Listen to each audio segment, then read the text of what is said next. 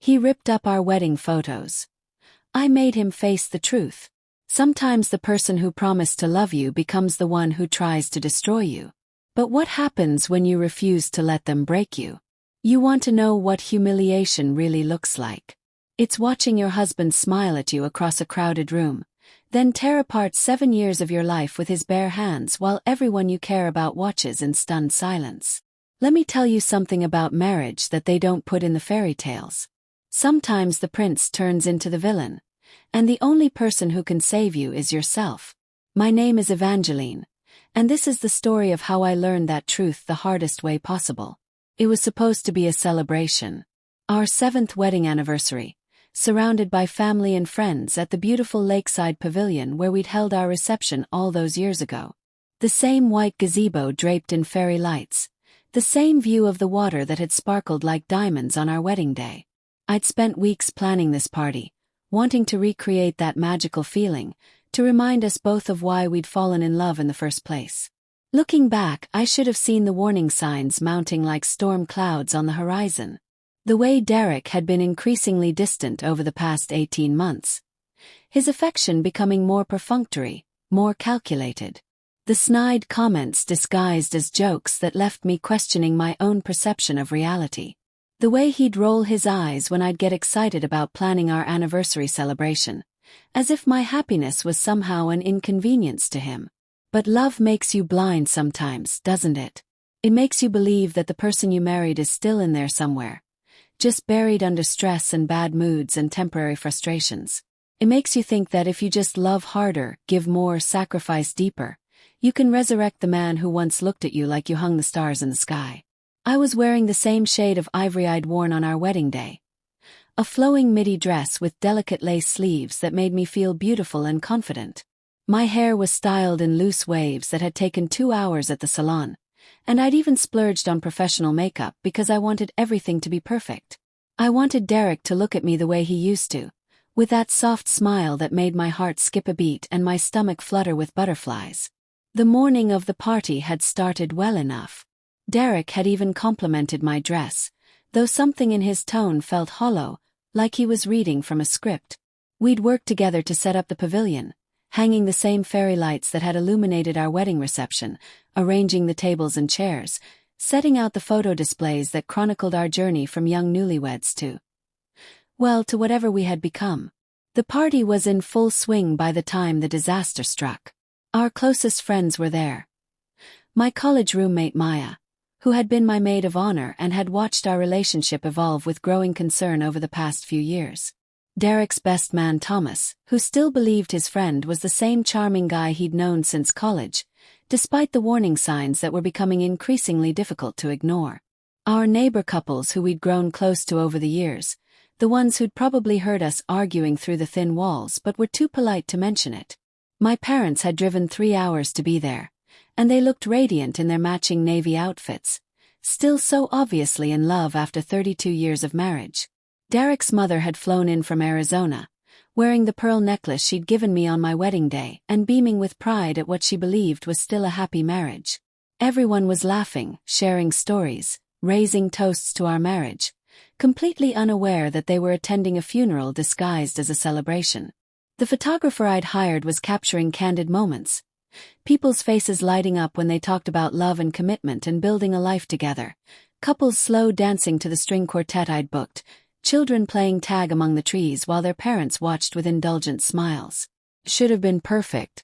It would have been perfect, if only the groom hadn't been planning to turn it into a massacre. I should have known something was wrong when Derek disappeared for 20 minutes during the cocktail hour. When he came back, he had this strange expression on his face. Like he was preparing for battle, like he'd made some momentous decision and was steeling himself to follow through. His jaw was set in that familiar way that meant he'd moved past anger into something colder and more calculating. His eyes had that glint I'd learned to fear over the past year, the one that meant he was about to say something designed to hurt me as much as possible. But I was so caught up in playing hostess, making sure everyone had drinks and food, orchestrating the perfect celebration, that I didn't pay attention to the storm brewing in my own husband. I was checking with the caterers, making sure the elderly guests had comfortable seating, directing the photographer to capture the moments I thought would matter most. I was doing what I always did, managing everyone else's happiness while ignoring the warning signs in my own marriage. "Can I have everyone's attention?" Derek's voice cut through the laughter and conversation like a knife through silk, sharp and unexpected and somehow ominous. The crowd turned toward him expectantly, smiles on their faces, probably thinking he was about to make some romantic speech about our marriage, some heartfelt declaration of love that would make everyone tear up and remember why they believed in happily ever after. I felt a flutter of hope in my chest. Maybe this was it. Maybe this was the moment he'd remember who we used to be. Maybe all my planning and hoping and desperate optimism had finally paid off. He was standing near the memory table I'd set up with such care. A beautiful display of our wedding photos arranged in vintage frames, pictures from our honeymoon in Greece where we'd been so blissfully happy, snapshots from birthdays and holidays and quiet Sunday mornings, all the moments that had seemed so significant when I was curating them. The late afternoon sun was streaming through the trees, casting everything in a golden glow that should have been magical, should have been perfect, should have been the backdrop for a love story instead of its destruction. 7 years ago, Derek began, his voice carrying across the suddenly quiet pavilion with a kind of authority that commanded attention. "I made the biggest mistake of my life." The words hit me like a physical blow, like he'd reached across the space between us and slapped me in front of everyone I cared about. I felt the blood drain from my face, felt my hands start to tremble as the implications of his opening line sank in. Around me, I could hear the sharp intake of breath from our guests, could see the confusion and shock starting to register on their faces as they realized this wasn't going to be the romantic speech they'd expected. My mother's hand flew to her throat in that gesture she'd had since I was a child, the one that meant she was deeply distressed but trying to hold it together. Maya took a step toward me, her protective instincts kicking in even though she didn't yet understand what she was protecting me from.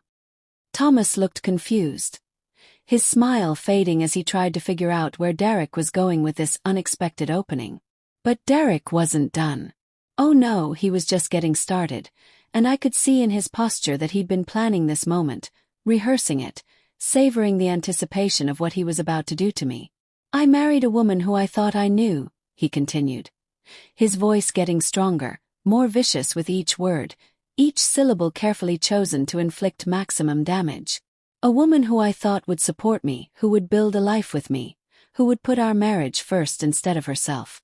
Instead, I got a selfish, manipulative person who cares more about appearances than reality, more about playing the perfect wife than actually being one." The silence that followed was deafening, the kind of absolute quiet that follows a bomb explosion, when everyone is too stunned to react.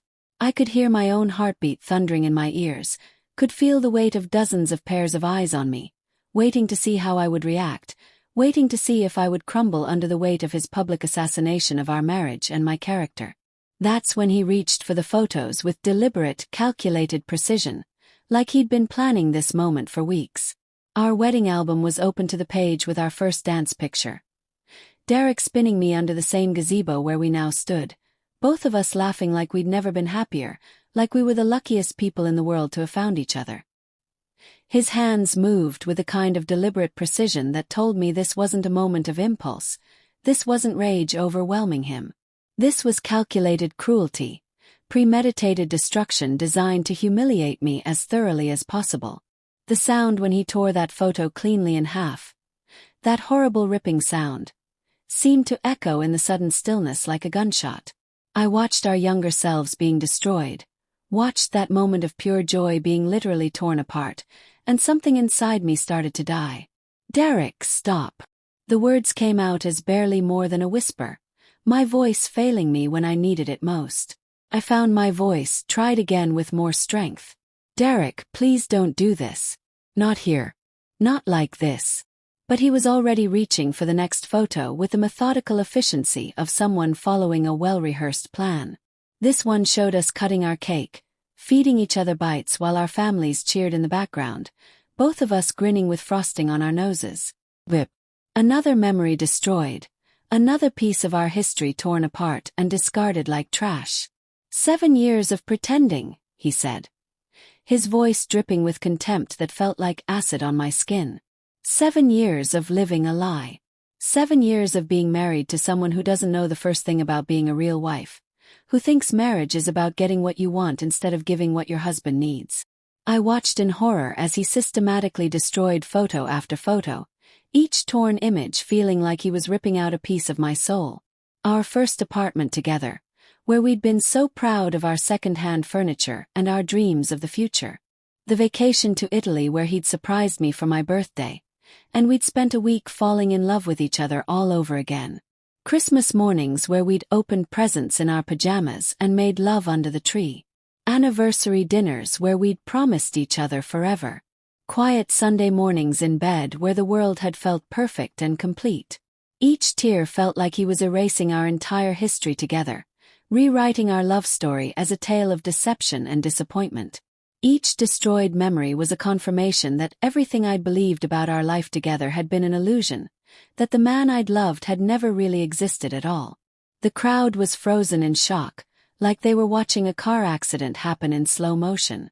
Thomas looked like he wanted to intervene but didn't know how, probably wondering what had happened to his friend to make him capable of such public cruelty. Maya was crying, her hands clenched into fists at her sides, her whole body radiating rage at what she was witnessing. My father had stood up from his chair, his face red with anger, but my mother held him back with a gentle touch on his arm, probably knowing that any intervention would only make things worse. Derek's own mother looked like she was going to be sick, staring at her son with a mixture of horror and disbelief that would have been heartbreaking if I'd had any emotional capacity left to feel sorry for anyone but myself. But as I stood there, watching the man I'd loved for 7 years tear apart our life in front of everyone who mattered to us, something inside me began to shift. Not broke. That had already happened. This was something different, something deeper and more fundamental. All the months of walking on eggshells around his moods, of trying to be the perfect wife, of accepting his criticism and his coldness and his gradual withdrawal from our marriage. All the times I'd made excuses for his behavior, convinced myself that he was just going through a rough patch, that things would get better if I just tried harder, loved harder, gave more of myself until there was nothing left. All the nights I'd lain awake wondering what I'd done wrong, why his love had turned so conditional, why nothing I did was ever quite enough. All the dreams I'd given up because they didn't align with his vision of our life together. All the parts of myself I'd buried to make room for his ego and his expectations and his increasing need to make me smaller so he could feel bigger. All of that crystallized into a single moment of absolute clarity, like someone had suddenly turned on all the lights in a room I'd been stumbling through in darkness. He wanted to humiliate me. He wanted to destroy our marriage in public. He wanted everyone to see me as the villain in his carefully constructed narrative of victimhood. Fine. But two could play that game, and I was about to remind him, and everyone else, that I wasn't the broken woman he thought he'd married. You're right, Derek. My voice was steady now, carrying across the pavilion with the kind of calm that comes after the storm, the kind of quiet strength that emerges when you've finally stopped being afraid. 7 years was a mistake. But not for the reasons you think. He paused, a photo of us at my college graduation halfway torn in his hands.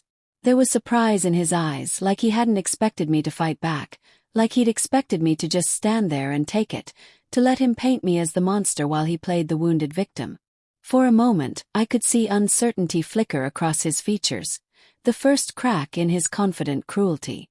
7 years of loving someone who never learned how to love me back, I continued, taking a step closer to him, my voice getting stronger with each word. 7 years of being married to a man who thinks marriage is about having someone to control, not someone to cherish.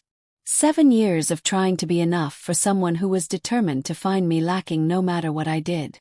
The crowd was riveted now, sensing that the dynamic had shifted, that this wasn't just Derek's show anymore. I could feel their attention turning to me, could see people straightening in their chairs as they realized they were about to witness something unprecedented. You want to talk about being a real wife?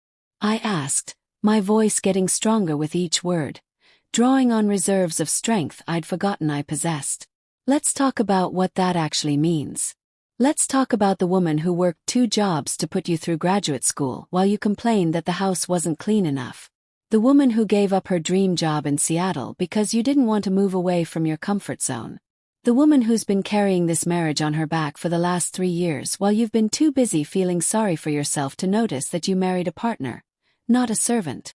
Derek's face was starting to change, the confident cruelty being replaced by something that looked like panic. He could see that he was losing control of the narrative, that his moment of public triumph was turning into something else entirely. The hand holding the half-torn graduation photo was starting to shake slightly. "Let's talk about the real Derek," I said, addressing the crowd now as much as my husband, letting them see the truth he'd been hiding behind his charm and his victim complex. "Let's talk about the man who hasn't touched his wife in 6 months because he's too busy punishing her for existing. Who spends more time playing video games than talking to the woman he promised to love and honor. Who forgot my birthday, our anniversary, and Valentine's Day this year because he was too busy wallowing in his own manufactured dissatisfaction to remember that marriage is supposed to be a partnership, not a dictatorship." I could see Thomas shifting uncomfortably in his chair, probably recognizing some of the complaints Derek had shared during their boys' nights out, finally understanding that there had been another side to every story his friend had told him. Maya was nodding through her tears, pride shining in her eyes as she watched me finally stand up for myself after years of watching me shrink. My parents were holding each other, tears in both their eyes as they watched their daughter finally find her voice again. These people who had raised me to be strong, to stand up for myself, who had watched with heartbreak as I'd slowly dimmed my own light trying to make Derek shine brighter. "You want to destroy our wedding photos?" I asked, gesturing to the torn remains scattered around his feet like confetti from someone else's celebration. "Go ahead. Tear them all up. Burn them if it makes you feel better. Because those photos don't represent our marriage anyway.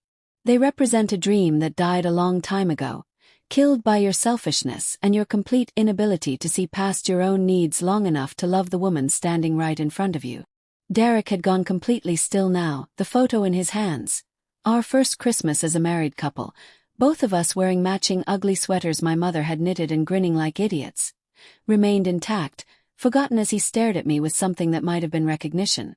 Or maybe just shock at seeing his doormat of a wife suddenly grow a spine and use it. "You think I'm manipulative?" I laughed, but there was no humor in it, only the bitter recognition of years of gaslighting finally being called by its name. "You think I'm selfish? Let's talk about selfish, Derek.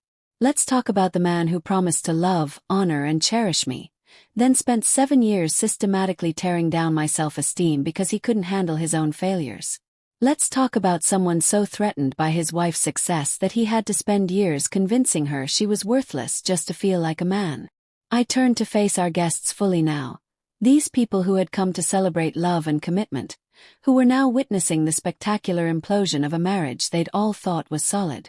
"You all know me," I said, my voice carrying to every corner of the pavilion, making sure everyone could hear the truth Derek had been hiding for years. "You've watched me bend over backward trying to make this man happy. You've seen me make excuse after excuse for his behavior, always believing that if I just loved him enough, if I just gave enough, if I just sacrificed enough of myself, he would remember how to love me back." Several people were nodding now, recognition dawning on their faces as they remembered the woman I used to be. Confident, vibrant, full of dreams and ambitions, and compared her to the diminished version I'd become over the years of marriage to Derek. "But here's what I've learned," I continued, feeling lighter with each word, like I was shedding years of accumulated pain and disappointment and self-doubt. "You can't love someone into loving you back. You can't sacrifice your way into happiness. You can't build a marriage with someone who sees you as the enemy instead of the partner, someone who needs you to be less so he can feel like more." Derek finally found his voice, but it came out weaker than before, less certain. "Evangeline, you don't understand what it's been like." "No, Derek. You don't understand." I cut him off with the kind of authority I hadn't felt in years, the kind of power that comes from finally telling the truth. "You don't understand that marriage is supposed to make you want to be better, not give you permission to be worse. You don't understand that your wife is supposed to be your safe place, not your emotional punching bag. You don't understand that love is a choice you make every day, Not just a feeling you had once upon a time when it was convenient.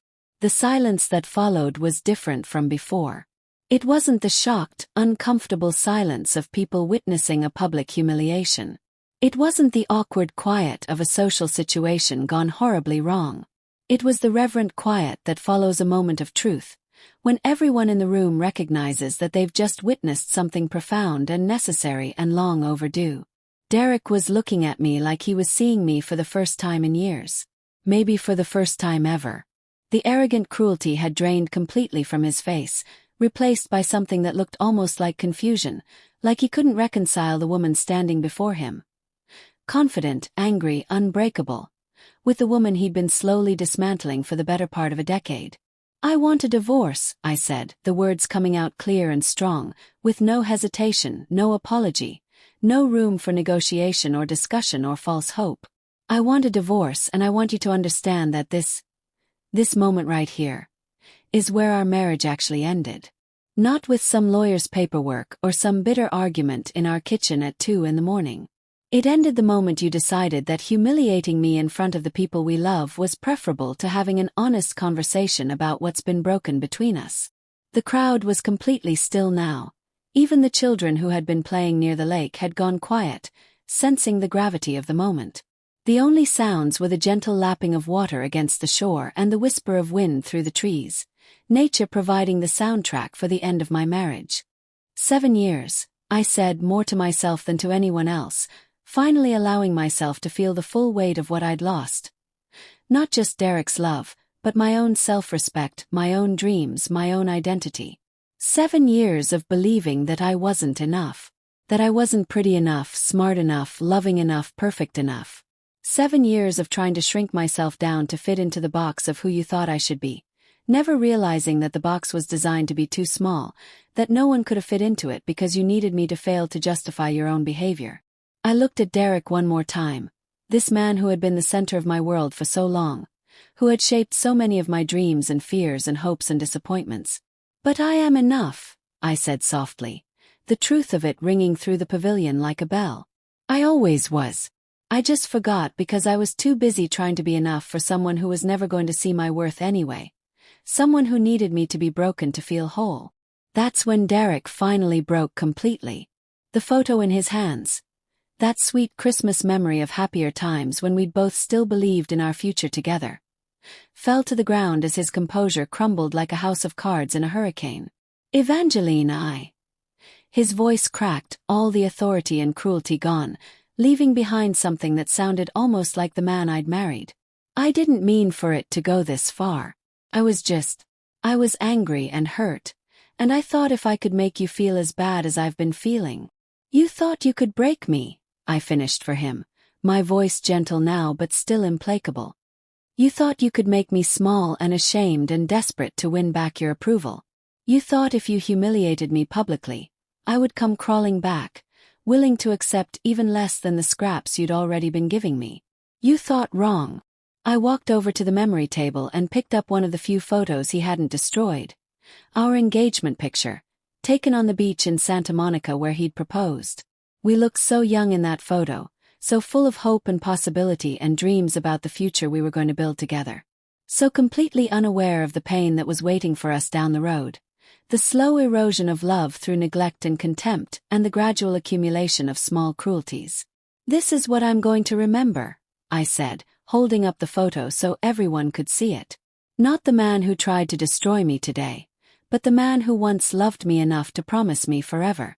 That man died somewhere along the way, and I've spent too long trying to resurrect him instead of accepting that he's gone and mourning him properly." I set the photo back down on the table with gentle reverence, like I was laying flowers on a grave. "Goodbye, Derek. I hope someday you figure out how to be happy without needing someone else to be miserable. I hope you learn that love isn't about power, it's about partnership. I hope you find someone who's willing to play the games you need to play, because I'm done." I looked around at our guests. These friends and family members who had come to celebrate love and instead witnessed its funeral. Their faces showed a mixture of shock, sadness, and something that looked like relief, as if they'd been holding their breath for years waiting for this moment. "Thank you all for being here," I said. I know this isn't what any of us expected, but sometimes the truth has its own timeline, doesn't it? Sometimes it waits until the moment when it can do the most good. Maya stepped forward immediately, her arms open, and I walked into her embrace feeling like I was walking toward salvation. As she held me, I could feel the last of my artificial strength finally giving way. Could feel the tears I'd been holding back through sheer force of will starting to flow. But they weren't tears of shame or defeat. They were tears of relief, of freedom, of finally, choosing myself over someone else's comfort. Over Maya's shoulder, I could see Derek standing alone among the scattered remains of our wedding photos, looking lost and diminished somehow. He looked smaller than I remembered, like he was only now beginning to understand the magnitude of what he'd destroyed. Not just our marriage, but any possibility of ending it with dignity and grace, any chance of us remaining civil co-parents if we'd had children, any hope of staying friends with the people who'd witnessed his cruelty. Thomas approached him cautiously, probably trying to figure out how to help his friend navigate this catastrophe of his own making. But I could see the disappointment in Thomas's face too, the recognition that the Derek who'd stood up here and torn apart his wife in front of their friends wasn't the man he thought he knew. Derek's mother was crying, her hands pressed to her mouth as she stared at her son with a mixture of disappointment and heartbreak that made my own chest ache. This woman who had welcomed me into her family, who had treated me like the daughter she'd never had, was now watching her son destroy everything she'd raised him to value. My parents came to me next, flanking Maya and wrapping us both in the kind of protective embrace that reminded me I would never truly be alone, that there were people in this world who loved me without conditions, who celebrated my strength instead of trying to diminish it. "We're proud of you, sweetheart," my mother whispered in my ear, her voice thick with emotion. "It took courage to do what you just did." Courage. I hadn't thought of it that way, but maybe she was right. Maybe choosing yourself after years of choosing someone else's happiness over your own isn't weakness or selfishness or giving up. Maybe it's the bravest thing you can do.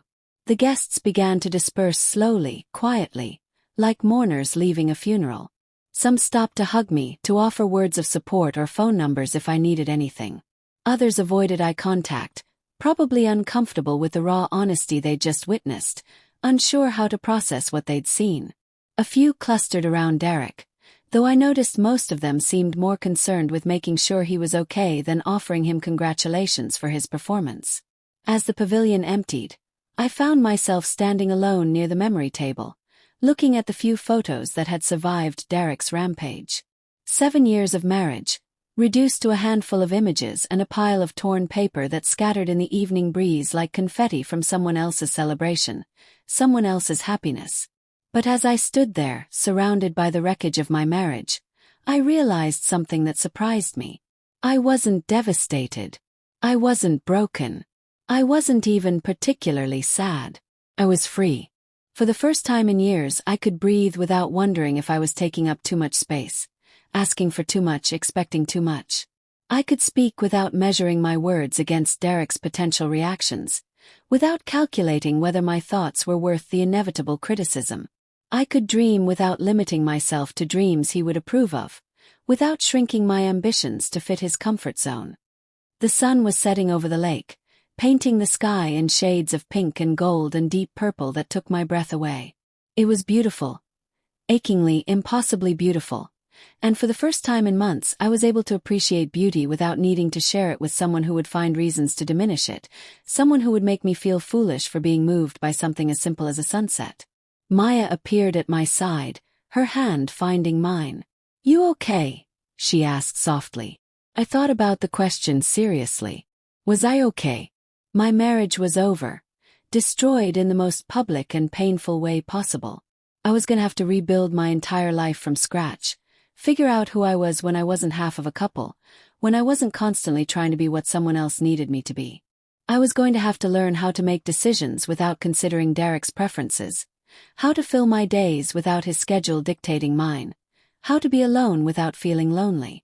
But as I stood there, watching the sun set on this chapter of my life, I realized that okay might not be the right word. I was something better than okay. I was free. "You know what the crazy thing is?" I said to Maya, surprised by the steadiness in my own voice. I thought I would be devastated when our marriage ended. I thought it would feel like dying, like losing a limb, like having my heart ripped out of my chest. But this feels like waking up from a nightmare I didn't even realize I was having. Derek was still there, sitting alone at one of the tables with his head in his hands, the picture of dejection. Part of me wanted to go to him, to comfort him the way I had so many times before when his own choices had consequences he didn't like. That instinct was still there, the deeply ingrained habit of putting his emotional needs ahead of my own well-being. But that part of me was shrinking, being replaced by something stronger and more self-protective. Something that recognized that his pain in this moment was of his own making, that his regret didn't erase his cruelty, that feeling sorry for hurting me wasn't the same as understanding why it was wrong. He had made his choice when he decided to humiliate me instead of having an honest conversation about our problems. He had chosen cruelty over compassion, public destruction over private resolution, theatrical victimhood over genuine vulnerability. Those weren't the choices of someone who loved me, even badly. Those were the choices of someone who saw me as an opponent to be defeated rather than a partner to be cherished. "I need to go," I said to Maya, suddenly exhausted by the weight of the day, by the emotional marathon I'd just run. "I need to go home and figure out what comes next." She nodded, understanding without needing explanation. "Do you want me to come with you? I can stay the night or the week or however long you need." I considered it, then shook my head. "I think I need to be alone for a while. I need to remember what that feels like, what it feels like to be in my own space without having to manage someone else's mood or expectations." As I gathered my purse and the surviving photos, Derek looked up. Our eyes met across the pavilion, and for a moment, I saw a flash of the man I'd married all those years ago. The man who had once held me while I cried over a failed job interview, who had surprised me with breakfast in bed on random Tuesday mornings, who had promised to love me through anything life could throw at us. But that man was a ghost, and I was done being haunted by the memory of who he used to be, done waiting for him to resurrect himself from the grave of his own making. I walked past him without stopping, my heels clicking against the wooden floor of the pavilion with a sound that felt like punctuation marks at the end of a very long sentence.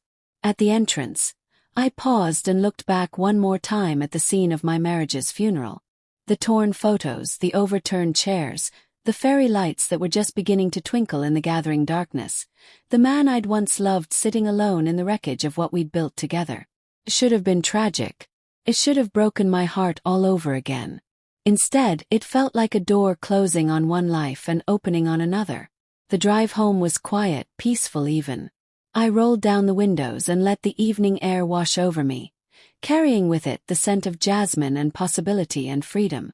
For the first time in years, I wasn't going home to walk on eggshells, to carefully manage someone else's mood, to sacrifice my own needs for the sake of keeping an artificial peace.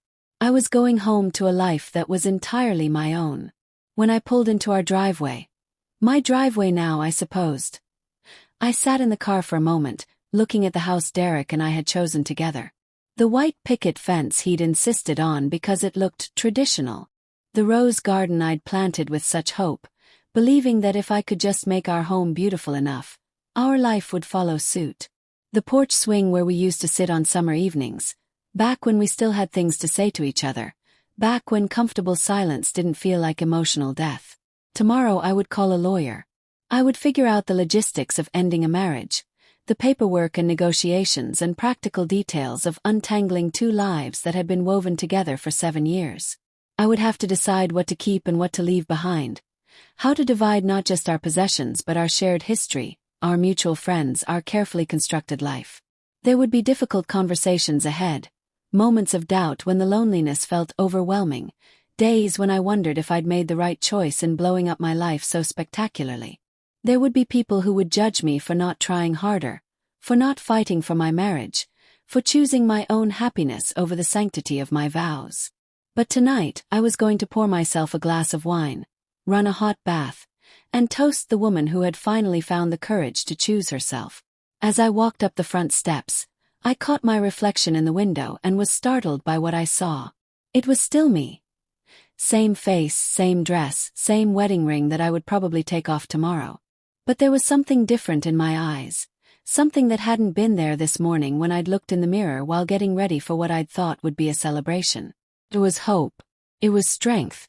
It was the quiet confidence of someone who had faced their worst fear, being alone, and discovered it wasn't actually worse than being with someone who made you feel alone anyway. Derek had tried to break me today, to reduce me to nothing in front of everyone who mattered, to make me so ashamed of myself that I would accept whatever crumbs of affection he was willing to offer just to avoid the humiliation of divorce.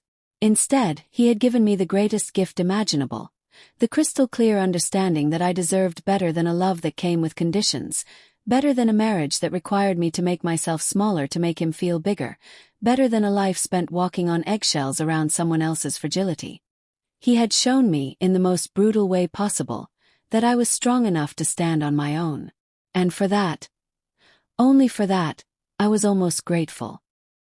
The house was quiet as I stepped inside, but it wasn't the oppressive quiet of a place where people were afraid to disturb each other. It wasn't the tense silence of a home where every word was measured and weighed for its potential to trigger an argument. This was the peaceful quiet of a sanctuary, a place where I could finally, after so many years of holding my breath, just breathe. I kicked off my heels and walked barefoot through the rooms Derek and I had shared, seeing them with new eyes.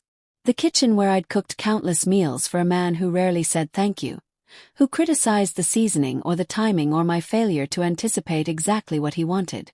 The living room where we'd sat in silence so many evenings, both of us on our phones, both of us pretending we were still in love instead of admitting we'd become strangers sharing a mortgage. The bedroom where intimacy had died such a slow death that I'd barely noticed it was gone until it was too late to resuscitate. Where I'd lain awake so many nights wondering what was wrong with me, why I couldn't inspire desire in my own husband, never realizing that his withdrawal wasn't about my desirability but about his need to punish me for the crime of existing independently. These rooms would be different now. They would be mine. I could paint the walls colors Derek had vetoed, hang art he'd dismissed as frivolous, play music he'd complained was too loud. I could fill the space with plants and books and laughter, with friends who actually enjoyed my company instead of tolerating it. For the first time in longer than I could remember, that thought didn't terrify me, thrilled me. As I poured that glass of wine, a bottle of the expensive Pinot Noir Derek always said we were saving for a special occasion, I thought about all the things I would do with my freedom. I would travel to places Derek had never wanted to visit, the art museums and historic sites he'd found boring, the beaches where he complained about sand and sun. I would take that pottery class I'd been putting off for 3 years because he said it was a waste of money. I would reconnect with college friends I'd drifted away from because Derek didn't like them, said they were bad influences, too independent, too likely to give me ideas about what I deserved. I would remember who I'd been before I became half of someone else, and I would build on that foundation to become someone even better. Someone who took up space without apologizing for it. Someone who spoke her mind without calculating the consequences. Someone who chose herself first, not because she was selfish, but because she finally understood that self-respect wasn't optional.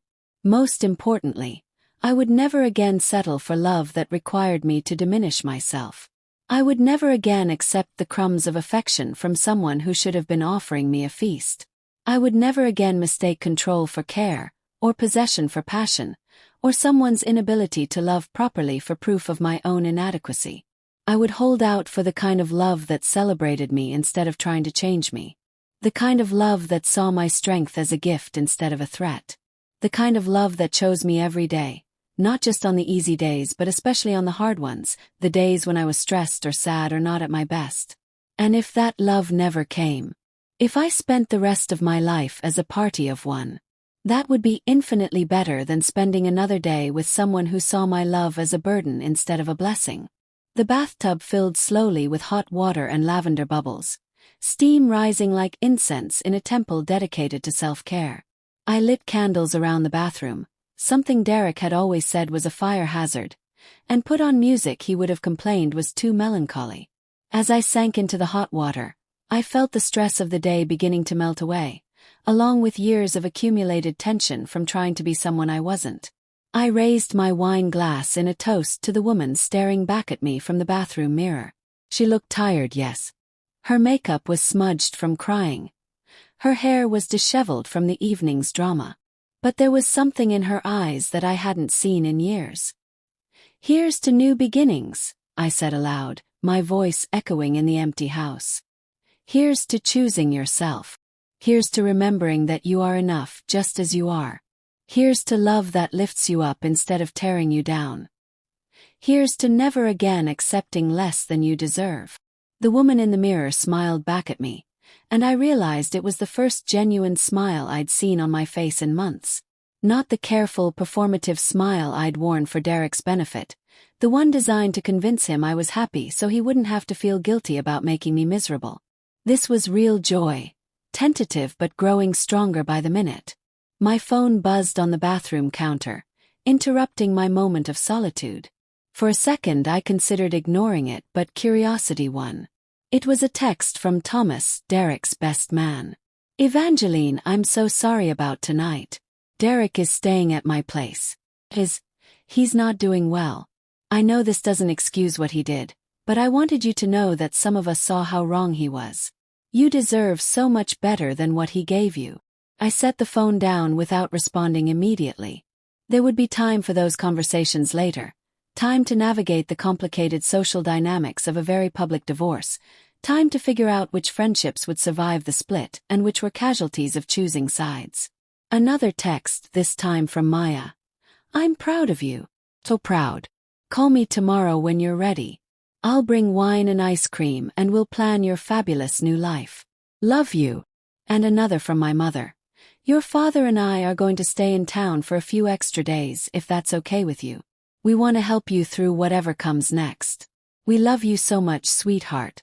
What you did tonight took incredible courage." I felt tears prick my eyes, but they were good tears this time.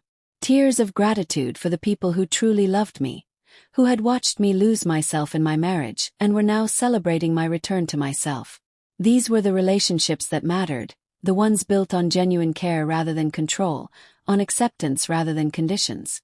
As the water began to cool, I found myself thinking about the speech Derek would never get to hear. The one I would have given if I'd had more time, if the shock hadn't worn off and left me drained, if I'd been able to articulate everything I'd been holding inside for so long. I would have told him about the nights I'd lain awake wondering what I'd done wrong, why his love had turned so conditional, why nothing I did was ever quite enough. I would have told him about the dreams I'd given up because they didn't align with his vision of our life together, the parts of myself I'd buried to make room for his ego. I would have told him about the woman I used to be before I met him. Confident, ambitious, unafraid to take up space in the world, secure in her own worth. I would have asked him when exactly he'd decided that woman needed to be destroyed instead of cherished, when he'd made the choice to see my strength as competition instead of compliment. But maybe it was better this way. Maybe some truths were meant to be lived rather than spoken. Maybe the most powerful response to someone trying to diminish you isn't words at all, but simply refusing to be diminished. I drained the tub and wrapped myself in the fluffiest towel I owned, taking my time with my nighttime routine. Everything felt significant tonight, every small act of self-care a declaration of independence. I brushed my teeth without rushing, applied expensive moisturizer I'd been rationing, took time to really look at myself in the mirror. This was my face, my body, my life. I didn't need anyone else's permission to love them. In the bedroom, I avoided looking at Derek's side of the closet, still full of his clothes that tomorrow would become someone else's problem to deal with. Instead, I focused on my own space, pulling out my most comfortable pajamas, soft cotton shorts and a tank top that Derek had always said made me look frumpy. Well, I thought with a smile, Derek's opinions were no longer relevant to my wardrobe choices. Or any of my choices for that matter. As I settled into bed, pulling the covers up to my chin, I realized that this was the first time in years I wasn't going to sleep worried about Derek's mood, his expectations, his silent disappointments. I wasn't going to lie here planning how to make tomorrow easier for him, how to avoid the landmines of his irritation, how to be smaller so he could feel bigger. Instead, I was going to sleep the deep, dreamless sleep of someone who had finally stopped carrying weight that was never hers to bear. The house settled around me with small creaks and sighs, but they felt comforting now rather than ominous. These sounds weren't harbingers of Derek's return and the inevitable confrontation that would follow. They were just the normal sounds of a house at rest, a sanctuary preparing for dreams and peaceful sleep. This was my sanctuary now. My refuge. My blank canvas. Tomorrow I would start painting it with all the colors Derek had never liked. As my eyes grew heavy, I found myself thinking about the anniversary party that never was. How different the evening might have gone if Derek had chosen vulnerability instead of cruelty, if he'd used his speech to talk about our problems honestly rather than trying to destroy me publicly. He could have said he was struggling, that he felt lost in our marriage, that he didn't know how to bridge the distance that had grown between us. He could have asked for help, for counseling, for another chance to remember how to love each other properly. But then I realized that this version, painful as it was, had given me something his hypothetical better version never could have. It had given me absolute clarity about who he really was underneath the charm and the promises. It had shown me, beyond any shadow of doubt, that leaving wasn't just the right choice, it was the only choice. Sometimes I thought drowsily the worst thing someone can do to you is actually the best thing. Because it strips away all the illusions, all the maybes and what-ifs and if-onlys, and leaves you with nothing but the truth. And the truth, however ugly, is always better than a beautiful lie. I thought about the women who would read about this story someday, who would recognize themselves in my marriage, in the slow erosion of self-worth that happens when you love someone who can't love you back properly. I hoped they would see that it's possible to choose yourself, even after years of choosing someone else. That it's never too late to remember your own worth. I hoped they would understand that love without respect isn't love at all. That partnership without equality is just pretty packaging around control. That you can't build a life with someone who needs you to be less so they can feel like more. Most of all, I hoped they would be braver than I was. That they wouldn't wait 7 years to speak up, to stand up, to choose themselves.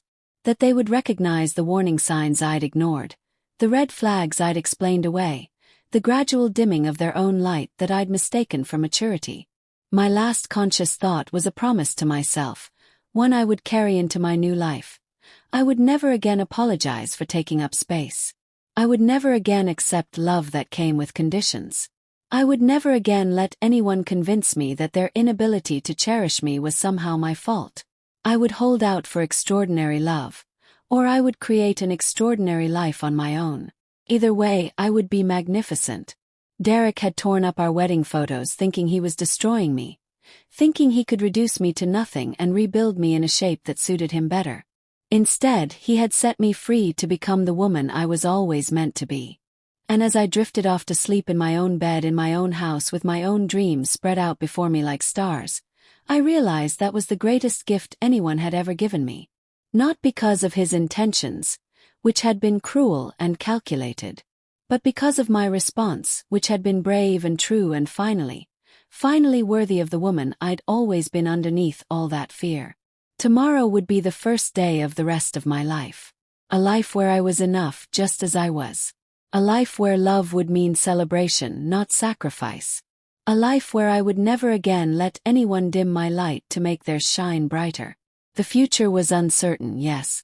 There would be challenges ahead, lonely nights, difficult decisions, moments when I questioned everything. But there would also be joy, freedom, possibility, the chance to discover who I could become when I wasn't busy trying to be what someone else needed. Derek had torn up our wedding photos. I had torn down the prison I'd built around my own heart. And finally, blessedly, breathtakingly, I was free. Thank you for watching. If you want more videos like this, please like, subscribe and share.